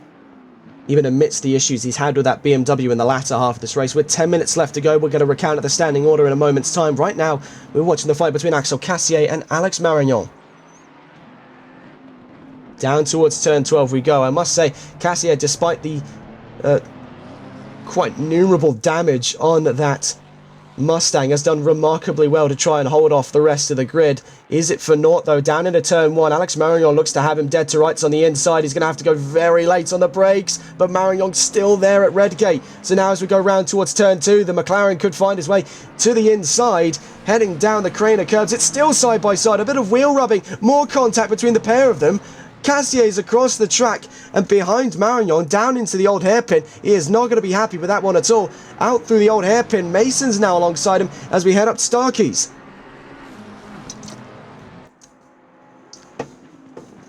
This is getting all a little bit tense now between these three. It is a blood feud, had ever I seen one. We're going to try and get on board as well as we can see Bahena encountering Ogun on track. We want to try and see, though, what is the plan for James Mason, as he's now next to try and take position off of Alex Marignon. The 413 is riled up and ready to fight in the BMW. Down towards the S as we go. The McLaren right in front of him. You can see there was barely anything between them as they go barreling into the S's. This is getting nuclear between these three. This is a feud now between Cassier, Marignon and Mason. This is getting very, very white-knuckle touring car level stuff now. A little bit of pushing, a little bit of shoving. Where is that going to stop? And it's going to turn into straight-up punting by the end of this race. Really hope it doesn't come to that, but you can see the way these three have been driving each other up the wall. No pun intended. And it's going to end up that way if someone doesn't back down. Down into turn one we go then, starting lap 34, 8.5 minutes left to go. Let's take a look at our standing order. Kuiper still leads, Busch second, Proger remains in third, Palmer fourth, Ivanov fifth, De Bont sixth, Vermax seventh, Quain in 8th, Lebain 9th, Ogun in 10th, Marignon 11th, Mason 12th, Cassier 13th, and Bellet 14th, Stoyanov 15th, Bahena 16th, Richard 17th, Cheeseman 18th, Prime 19th, Smith in 20th, Wade 21st, Jenkins 22nd, and Robertson 23rd. Let's see where the penny drops between Mason and Marignon. Down through to turn 7. Oh my word. Things get very, very close there to a spin out between the McLaren and the BMW. Now through turn 8 at Coppice. These three are absolutely ragging each other through this track now. Driving the doors off these cars. These are... you're looking about 500,000 a pop between all three of these GT3 cars, that McLaren being the most expensive of the three. And now just being made an absolute fool as he's gone round turn 11 there, nearly side-by-side contact. You can see off in the background, that is Alex Marignon. So Axel Cassier exacting his revenge. It was side-by-side. He had his room, got turned across the nose by Alex Marignon. Cassier's up into 12th. Marignon's down and out of this fight. Mason, the biggest winner of them all, of those three, is up into 11th. That got a bit nasty, I must say. I do not envy the job of the stewards today. That is going to be a tough one. That's a crime scene investigation, no less a racing incident. Oh boy, that ain't going to be fun for them. Let's get a look at this then. Latchok Richard and Julio Bahena. Wesley Kuiper's into the gravel though. He is furious with that. These three not getting out of the way is not doing him any favours. Ben Cheeseman looks to be closing in the frame on this fight for 17th position. Richard goes long and through the chicane, cutting over the gravel. Bahena and Cheeseman are going to run him for it. Down into Melbourne. Wesley Kuiper follows them. He is getting very unhappy now. We're watching on board with Latchok Richard's Porsche. Right in front of him, the orange Mustang. That's Julio Bahena, the American, the number 18. In front of them is the white McLaren. That's Wesley Kuiper. You can see Bahena's jumping Kuiper. And very nearly contact. Oh my word, imagine if there were. The amount, the words there would have been in the paddock if Kuiper got hit across the back just then. Cheeseman letting him through, of course. Both of them know each other from K1 Esports. He wouldn't dare to think of it, but these two don't have that predicament. Julio Bahena and Latchok Richard contact round turn 1. This has been an absolute demolition derby in the last 10 minutes of racing here at Donington. I've never seen the like. It is getting very, very rough and ready now as the checkered flag looms beyond the horizon here at Donington Park. We're back on board with Diman Ivanov. 1.5 seconds in closing. Behind him is Francois de Bont hunting a top 5 there. It could be redemption day for the Belgian, or could it be another top 5 for Ivanov? His hopes of a top 3 have been squandered by damage. He can still salvage this to a top 5. We'll be in a very solid position. Given how close the scoring is for this championship, looking on the right-hand side of the screen, again, continues all the way down to 40th position, going down in increments of 1. First place getting 40 points, 40th getting 1 point, and a single point extra for the fastest lap. So this is still eyeing up to be a razor-thin championship-leading margin, especially now with Melvin Milliston not being a showing sign at this race. He had to leave for other exemptions that he had made in other championships. Sadly couldn't join us for today. That does put his championship lead up at risk. We'll hopefully see him next week for round 3 of the championship. It does put quite the big smile on the face of Wesley Kuiper as he now gets to put himself at shoulders sort of shoulders length, let's say. A shoulders height, I should say, with Melvin Milliston.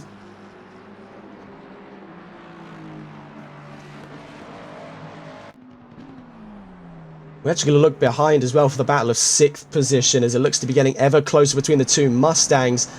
We're going to look on the perspective of the attacking of the two. Tyler Vermack still getting to grips with the Mustang, but doing so in a very signature Tyler Vermack kind of way. He's always in the middle of some grand fight. Let's see where the penny drops in the fight of these three now. What was 2 is quickly becoming 3, as you can see. Only just further up the road from them is the dark blue Aston Martin of D-Man Ivanov. The number 1 there is right in their line of sight as they exit turn 12.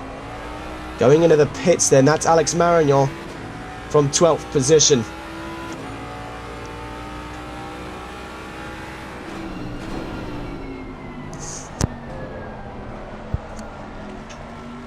That very nearly gave rise to an opportunity for 6th there for Vermack. He's got the full beams on, and I'm not sure why he's doing that. It doesn't seem that dark here in Donington Park.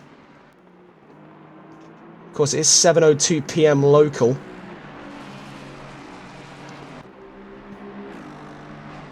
Heading up round Starkey's we go, up towards McLean's.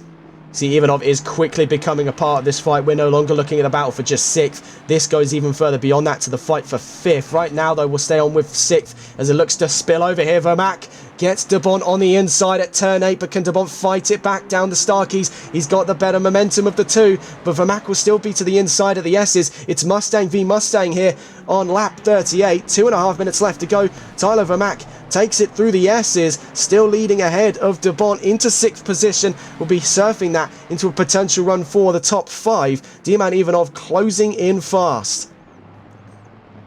You can see what was the two musketeers of the Ford battle could quickly return to its original status of 3. Kevin Quain is not too far away. If these two keep tripping over each other, it's Quain's position to fight for 2.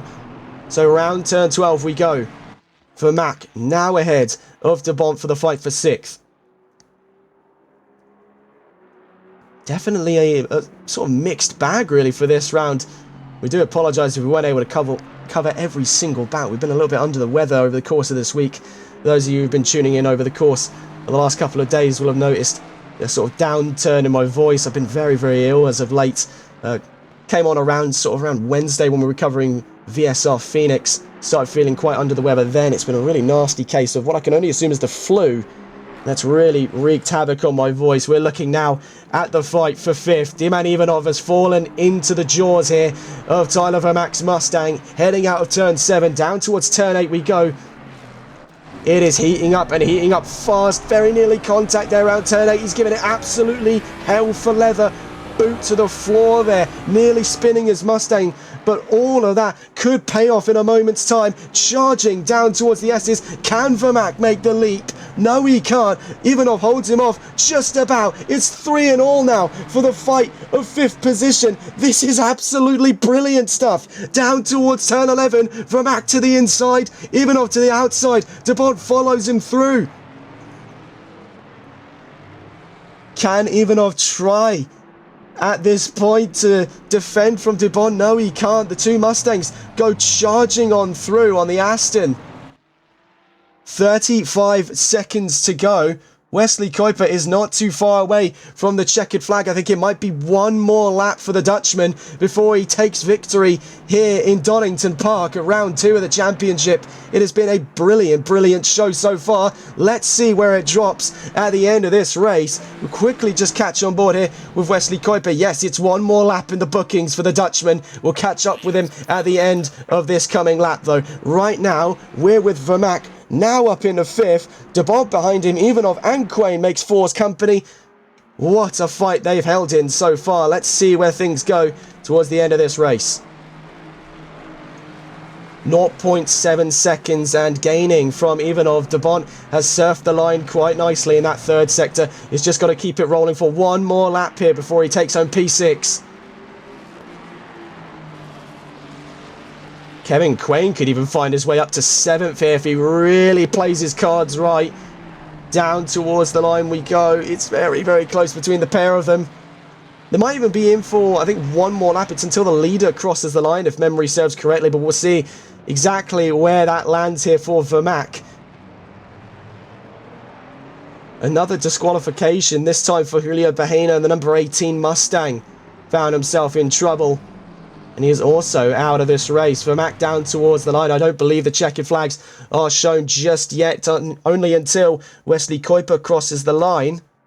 So it'll be one more lap for all of these drivers. Let's quickly get on board then. The man to be, Wesley Kuiper, getting down towards turn 12. It has been a fantastic round by the Dutchman. Redemption day for Wesley Kuiper. The checkered flag is shown. Wesley Kuiper is a winner in Donington Park at round 2 of the Sunday League. A brilliant drive by the Flying Dutchman. Let's see then where the rest of the battles drop. Jason Bush, another second place finish and a grand one of that for Lexus. Hayden Prodger going down towards the line there, I would definitely say is in my bookings for driver of the day. A real comeback at the end of the road here is a very brave move, to say the least, out of Nissan and towards Ferrari has paid off massively.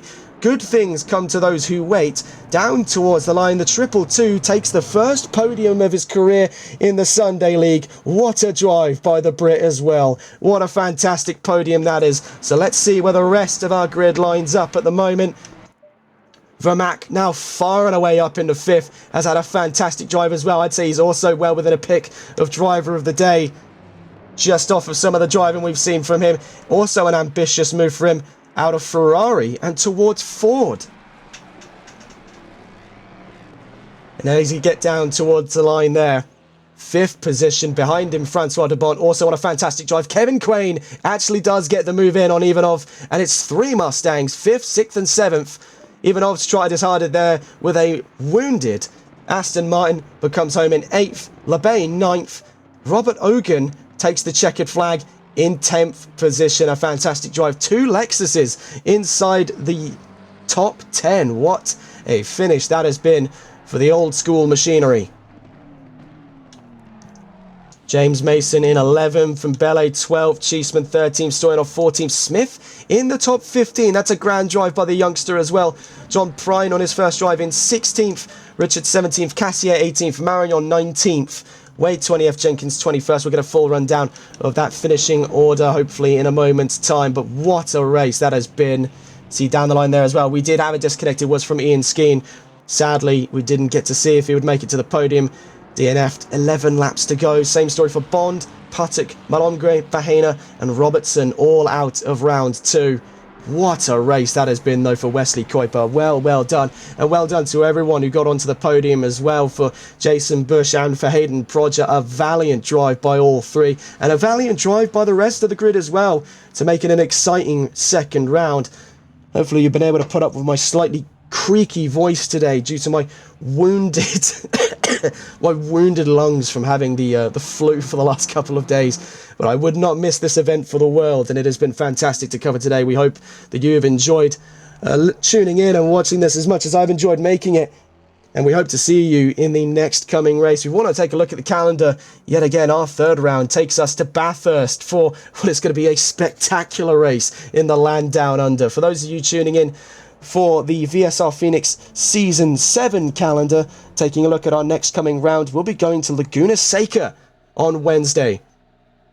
And for those of you tuning in as well for the NLRL not Sunday League, the Endurance League, I should say, the sister league here in NLRL, our next race is coming up not this weekend, we're in this weekend now, next coming weekend, on the 22nd at Watkins Glen for 4 hours. That's looking to be a very fun round indeed. We'll see where the penny drops on the majority of those, but from us now, that's the end of this broadcast day. And thank you for joining us. Thank you for putting up with my voice as well for, what has it been now? Hour and 45 minutes. Poor you. That's the end of this round, though. What a race that has been, and well done to all drivers involved, especially well done to Wesley Kuiper, his first win of the season, hopefully the first win of many. Welcome back to the front row, the 111. That's all from us. Take care.